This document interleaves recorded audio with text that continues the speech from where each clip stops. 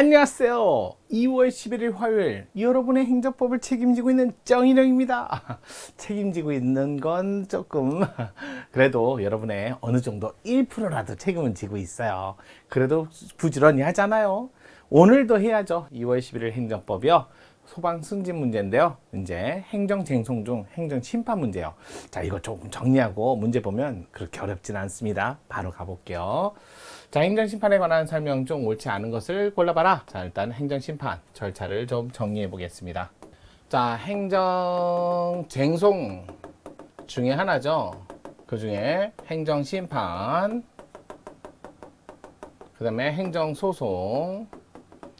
자, 이거 헌법의 107조 3항에 보면 행정소송을 하기 전에 전심 절차로서 이렇게 전문적인 또는 대량 반복적인 이런 처분에 대해서, 반복적인 처분에 대해서 아무래도 행정소송은 행정법원이 그렇게 많지는 않잖아요. 그러다 보니까 전문적인 대량 반복적인 처분에 대해서는 자, 아무래도 행정부 내부에서 심판 절차를 통해서 하라고 전심 절차를 둔 거예요. 근데 이거 임의적 전치가 원칙이고요. 필요적 전치, 필수적 전치는 예외에 해당되기 때문에 이거 반드시 명시적 규정이 있어야만 되는데 여러분 입장에서 많아요. 필수적 전치. 그렇지만 여러분 입장에서 한 5가지 정도는 암기하는 게 좋겠습니다. 반드시 행정심판을 전치해야만 소송 갈 수 있는 거. 공무원, 국공립, 교원에 요거 포함해서 징계가 나오면 이거 행정심판을 거치지 않으면 소송 못 갑니다. 국세, 지방세, 여기는 관세, 하여튼 각종 세금, 요거는 반드시 행정심판을 거쳐야만 소송 갈 수 있어요. 지방세도 법이 바뀌어서 행정심판을 거치지 않으면 소송 못 간다는 거. 자, 운전면허 취소, 정지도 행정심판을 거쳐야만 소송할 수 있다는 거. 그 다음에 감사원의 변상금 재결. 그러니까 얘는 재결까지 받아야 되니까 변상금만 가지고는 처분서는 인정되지만 바로 소송을 못 가요. 또 중앙노동위원회 위에 구제 재결. 자, 부당해고라든지 이런 것들을 구제하는 재결까지 받아야만 소송할 수 있다는 거예요. 요렇게를 해놓고 요거는 원처분주의, 그러면 요거는 재결주의. 요거까지 함께 알아두시면 요거는 재결밖에 안 보이기 때문에 원처분은 재결 안에서 같이 싸우셔야지 원처분을 가져갈 수가 없습니다. 이렇게 법의 규정이 있으니까 하는 거예요. 법률에 명시되어 있으니까. 자, 요거보다도 더 있어요. 뭐 해양안전심판이라든지 특허 뭐 이런 거 몇 개 있는데요. 하지만 그냥 요 정도만 하시면 돼요. 자, 그런 건 기본적이야. 스노우볼이니까요. 자, 그러고 나서 행정심판은 대부분 자 107조 3항이 뭐라고 되면 사법 절차를 준용하라 라고 돼 있어요. 이게 헌법재판소 들어가 보면요. 자, 최종심이다. 행정심판이. 더 이상 다툴 방법이 없다. 그러면 엄격히. 또, 자, 행정심판이 자, 최종심이거나 또는 필요적 전심 절차라면 행정심판 절차는 사법 절차를 엄격히 좀 준용한다. 그렇다 해서 엄격히 준용한 데서 모두 다 준용하는 건 아니에요. 이거는 행정심판은 행정청, 심판위원회에서 하는 거고, 이거는 사법부, 법원에서 하는 것이니까 이런 기능상 약간 다른 점이 있어요. 그래서 준용하는 거는 80% 정도 준용을 하는데 준용되지 않는 거는 솔직히 말해서 행정심판의 고유한 영역에 해당돼서 여러분 한 5가지 정도, 5가지 이거는 정리를 해갖고 암기시는 게 좋아요. 나머지는 똑같아요. 거의 비슷해요. 집행정지 신청과 직권 똑같이 행정심판 소송 절차에 있는데 다만 집행정지는 소송법에는 회복하기 어려운 손해 발생 우려라고 되어 있고 심판법에는 중대한 피해, 중대한 손해 우려라고 되어 있기 때문에 요 조문 자체의 의미가 조금 다른 거. 제도는 똑같이 있어요. 행정심판법에도 간접강제 있어요. 행정소송법에도 간접강제 있어요. 거의 비슷합니다. 그다음에 행정소송법에도 사정 판결이 있어요. 행정심판법에는 이름이 다르지만 사정 재결이지만 거의 비슷해요. 원래는 인용해야 되는데 자, 중대한 공익 때문에 어쩔 수 없이 기각이라는 결정을 하는 거. 그런 다음에 암기할 건 좀 암기하셔야 돼요. 사정 재결은 이렇게 나와야죠. 그래서 무효등 확인 심판에서만 안 한다. 사정 판결은 취소 소송에서만 한다. 따라서 사정 판결은 무효등 확인 소송이나 부작위 위법 확인 소송에서 하지 않아요. 이렇게 외우시는 거죠. 하지만 자, 사정 판결은 무효등 확인 소송에서만 한다. 죄송해요. 그 다음에 그렇게 이런 식으로 외워야죠. 그래서 어쩔 수 없어요. 뭐 간접강제, 제가 간접강제하고 헷갈렸네요. 간접강제는 무효등 확인 소송에서 안 합니다. 이런 식으로. 그 다음에 일반적으로 사정 판결은 취소소송에서만 한다. 이렇게 외우세요. 제가 헷갈리게 얘기했었는데 사정 판결은 취소소송에서만, 간접강제는 무효등 확인 소송에서만 안 한다. 사정 재결은 자, 무효등 확인 심판에서만 안 한다. 이런 식으로 자꾸 외우셔야 돼요. 제가 처음 얘기한 게 맞아요. 그런 것들을 외우시면서 자꾸 정리를 해 가신다면 분명히 분명히 나을 거야. 그렇지만 다른 거 아주 특색 있는 거 5가지 있어요. 행정심판위원회예요. 이거는 합의제 행정청이죠. 이거는 법원이 아니에요. 사법부가 아니기 때문에 여기서 나온 결론은 또 판결이라고 하면 안 되잖아요. 재결. 재결은 이게 준사법적 결정에 해당되는 처분의 성격을 갖고 있어요. 그러니까 이게 아니 처분이긴 한데 준사법적 결정의 확인의 결정도 함께 갖고 있는 거예요. 그러다 보니까 기판력은 없는데 기속력, 형성력은 있어요. 재결은 처분이기 때문에 또 재결은 행정심판 재결은 준사법적 결정이니까 불가 변력에 따라서 한 번 결정하고는 다시 행정심판을 안 해요. 그래서 재심판정금지 51조 이런 게 나온다는 거죠. 그 다음에 원래 소송에는 부작위법 확인 소송인데 심판에는 의무행 심판이 있어요. 이게 소송에는 없지만 심판에 있으니까 특이한 점이죠. 네 번째는 소송이나 심판이나 간접강제 제도는 있는데 근데 직접 처분 신청제도, 자 요게 간접강제 신청제도, 직접 처분 신청제도, 요거는 신청으로만 돼요. 직권은 안 돼요.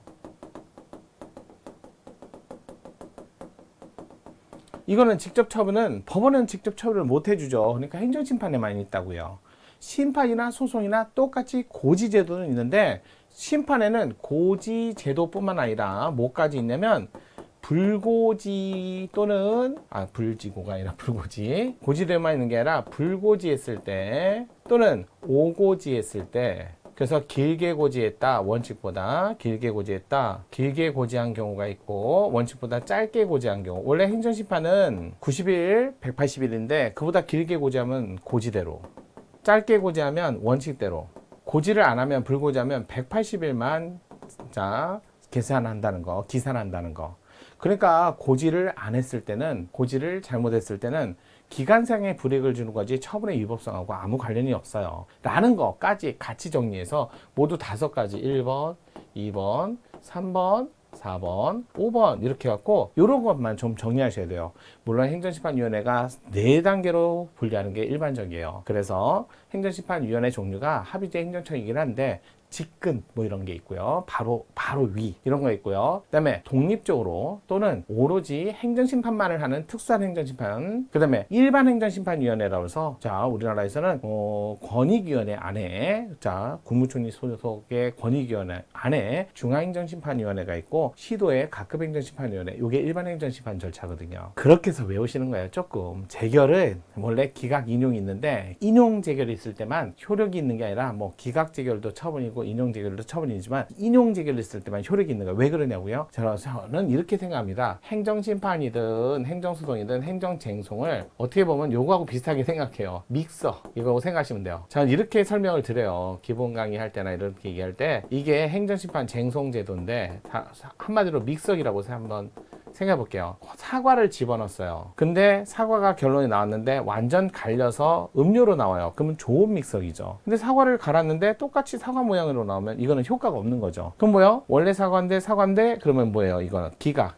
그러면 효과가 없는 거죠. 원래 사과인데 싹 다 갈려버려서 제거됐으니까 인용. 그래서 당의 쟁송, 한마디로 믹서는 효력이 있다는 인용 절차에, 인용에는 효력이 있고 효과가 있고 기각에는 효과가 없다 해서 여기서 형성력이나 여기서 기속력이 있다 이런 식으로 설명을 드려요. 이러면 조금 편하잖아요. 소송도 마찬가지예요. 소송이 믹서기인데 처분을 집어넣었어요. 근데 그 처분이 그대로 나와요. 그걸 뭐라 한다? 유지된 걸 기각. 처분을 집어넣었어요. 근데 처분이 제거됐어요. 그러면 인용이라고 하잖아요. 그럴 때 인용 결정이 있을 때 기속력, 형성력 이런 것들이 있다는 거죠. 기판력 같은 게 발생한다는 거죠. 그래서 일반적으로 행정심판 절차에서는 이렇게 행정심판 절차를 통해서 처분이 사라진다라는 인용 재결이 있을 때, 그럴 때 기속력과 형성력이 있고, 다만 판결이 아닌 심판에서는 기판력이란 말은 하지 않습니다. 왜 그러냐면 기판력이 발생하면 더 이상 불복을 할 수 없는데 행정심판하고 나서 소송을 할 수 있으니까 기판력을 주면 소송을 못 하게 되잖아요. 없잖아요. 그래서 기판력은 주지 않습니다. 그리고 이렇게 정리를 하시면 조금 편하지 않을까요? 자, 이렇게 해서 정리하세요. 그러면 기본적으로 한번 볼게요. 옳지 않은 것을 골라라. 행정심판법상 사정재결. 원래는 인용했어야 되는데 공공복리 때문에 어쩔 수 없이 중대한 공공복리 차원에서 기각결정을 하는 건데, 이거는 소송에도 있고 그다음에 심판에도 있습니다. 심판에서는 사정재결, 소송에서는 사정판결. 따라서 무효동 확인심판에서는 적용하지 않는다. 이렇게 적용하지 말씀드렸죠. 행정심판에서는 무효동 확인심판에서는 적용하지 않는다. 소송에서는 취소 소송에서만 한다. 이렇게 정리하시면 돼요. 이번 행정심판법상 법인 아닌 사단, 재단,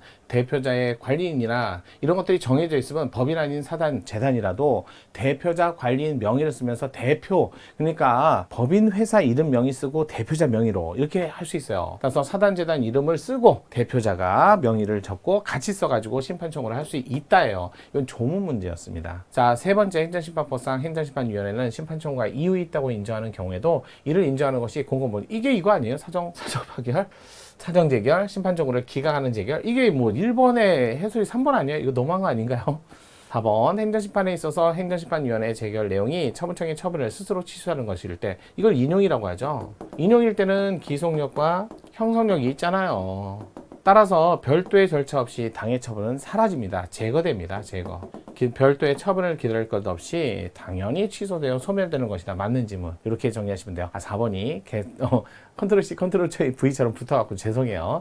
자, 이렇게 해서 정답이 2번인 거예요. 조문 문제로. 이거 24년도에도 기출됐던 지문이었는데 또다시 24년도 소방선지 11월 달에 또 다 한 번 더 재탕이 됐네요. 자, 조문 문제는 항상 잘 나오는 조문은 계속 나오니까요. 이렇게 해서 행정심판 절차 어렵지 않아요. 저랑 따라 하시면 돼요. 정확하게 5가지 외우시고 나머지는 심판이나 소송이나 똑같이 있는데 약간 조문에 문구가 좀 달리되어 있거나 이런 것들은 좀, 그 다음에 암기가 좀 갖춰진다면 소송심판 금방 해결할 수 있습니다. 저랑 같이 가시죠. 자, 그러면 오늘도 자, 매일 행정법 정인용과 함께 하셨어요. 수요일, 목요일, 금요일 쭉쭉.